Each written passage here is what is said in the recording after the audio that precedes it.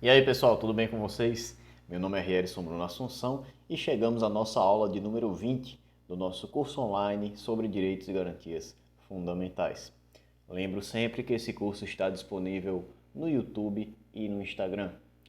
Peço que se inscrevam no meu canal, Rierson Bruno Assunção, e ativem o sino para receber as notificações dos novos vídeos e também que me sigam no Instagram, riersonbruno.adv, onde eu sempre posto conteúdo de direito constitucional, direito penal e processual penal, além de questões relativas à prática da advocacia criminal.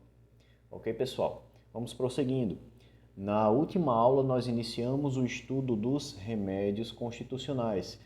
Vimos que os remédios constitucionais são instrumentos para a realização dos direitos fundamentais, são as garantias da efetivação desses direitos, ok?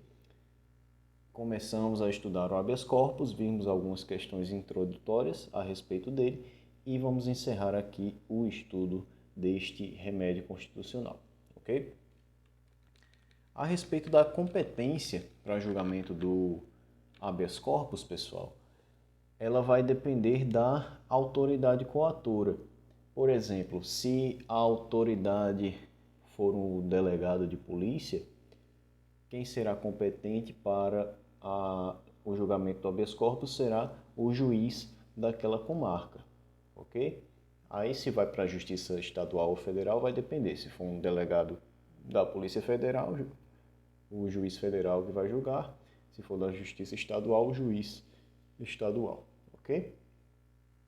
Bem, e o mesmo se aplica essa questão da hierarquia judicial, apesar de não existir uma hierarquia assim tecnicamente falando, mas em termos de níveis, se a autoridade coatora for, por exemplo, esse juiz estadual, quem julgará o habeas corpus será o Tribunal de Justiça ao qual ele é vinculado, certo? Do mesmo modo, um juiz federal, se ele for autoridade coatora, o Tribunal Regional Federal respectivo é que julgará.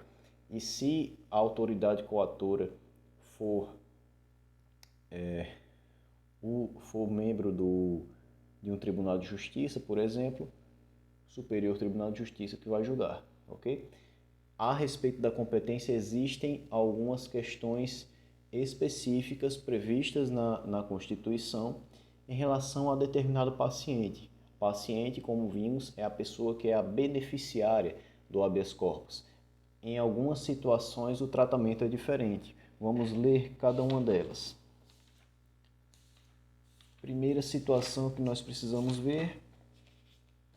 Artigo 102, inciso 1, a linha D. A competência vai ser originalmente do Supremo Tribunal Federal, quando o paciente for qualquer das pessoas referidas nas alíneas anteriores. Essas alíneas a que o dispositivo se refere dizem respeito a Presidente da República, Vice-Presidente da República, membros do Congresso Nacional, ministros do STF e Procurador-Geral da República, ministros de Estado, comandantes da Marinha, Exército e Aeronáutica, membros dos Tribunais Superiores, do Tribunal de Contas da União e chefes de missão diplomática de caráter permanente, certo?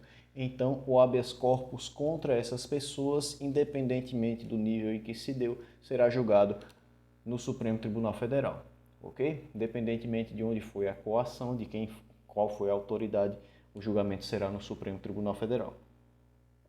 Outra situação, a competência também é originária do Supremo para processar e julgar o habeas corpus quando o coator for um tribunal superior ou quando o coator ou paciente for autoridade ou funcionário cujos atos estejam sujeitos diretamente à jurisdição do STF ou se trate de crime sujeito à mesma jurisdição em uma única instância. Ok? Artigo 102, inciso 1, a linha I, é esta situação. Artigo 102, inciso 2, a linha A, prevê que compete ao Supremo, em recurso ordinário, o julgamento do habeas corpus decidido em única instância pelos tribunais superiores, se denegatória a decisão.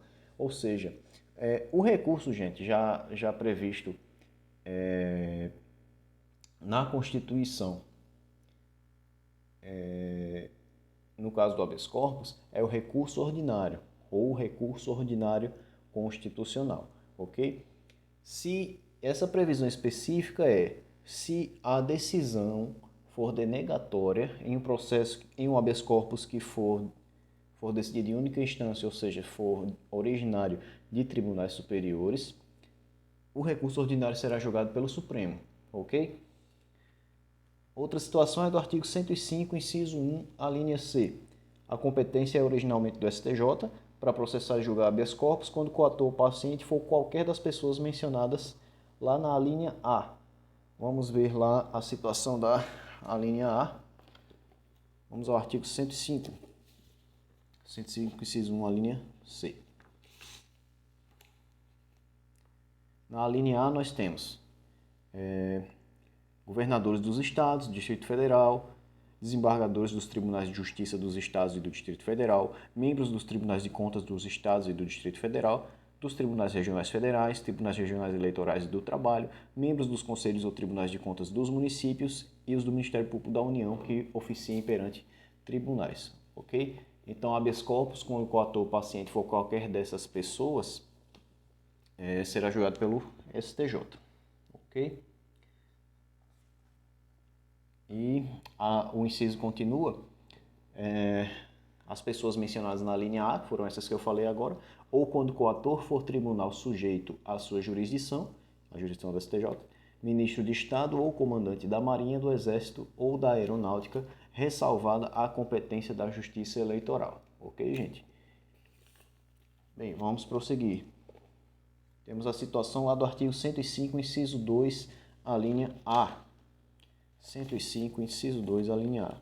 Compete ao Superior Tribunal de Justiça julgar em recurso ordinário os habeas corpus decididos em única ou última instância pelos tribunais regionais federais ou pelos tribunais dos estados, do Distrito Federal e territórios, quando a decisão for denegatória. Perceba que é aquela mesma situação do Supremo, mas em outro nível, ok? Decisão denegatória de habeas corpus decididos em única ou última instância pelos tribunais regionais federais ou tribunais dos estados, Distrito Federal e municípios, será pelo STJ, ok? Vamos lá, próxima situação, artigo 108, inciso 1, a linha D. Vamos ao 108.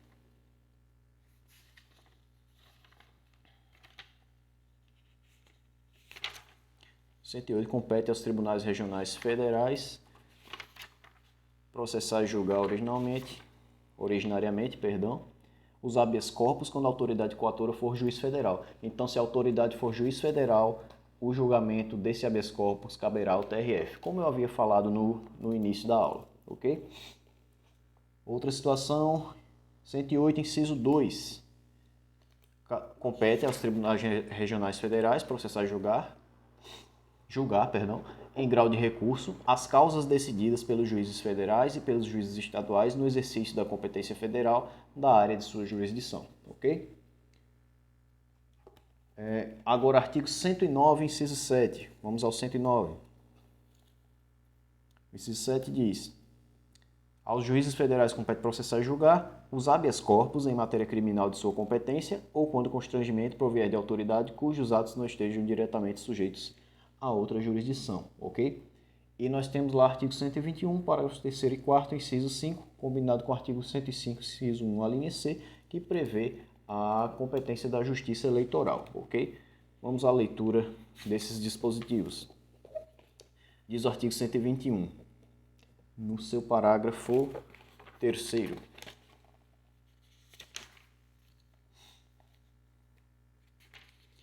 São irrecorríveis as decisões do Tribunal Superior Eleitoral, salvo as que contrariarem esta Constituição e as denegatórias de habeas corpus ou mandado de segurança, ok? E o parágrafo 4º, das decisões dos Tribunais Regionais Eleitorais, somente caberá recurso quando, inciso 5, denegarem habeas corpus, mandado de segurança, habeas data ou mandado de injunção. E vamos ao artigo 105.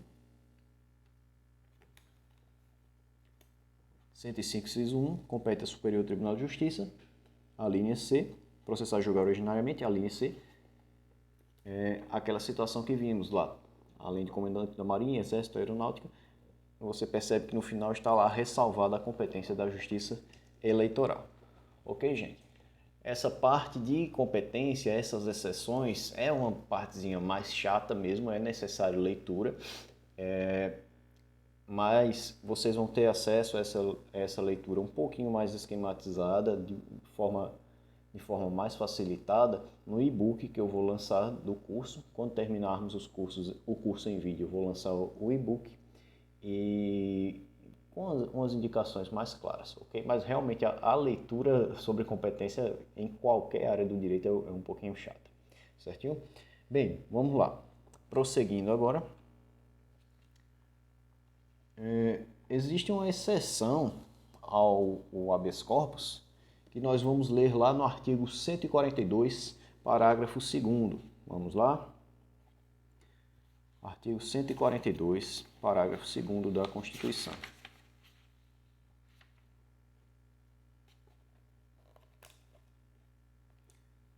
Esse artigo fala especificamente sobre as Forças Armadas.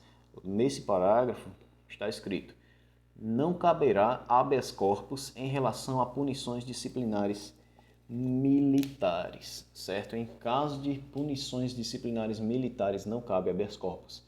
É a única exceção ao habeas corpus. Única exceção, claro, relativa à liberdade de locomoção, ok?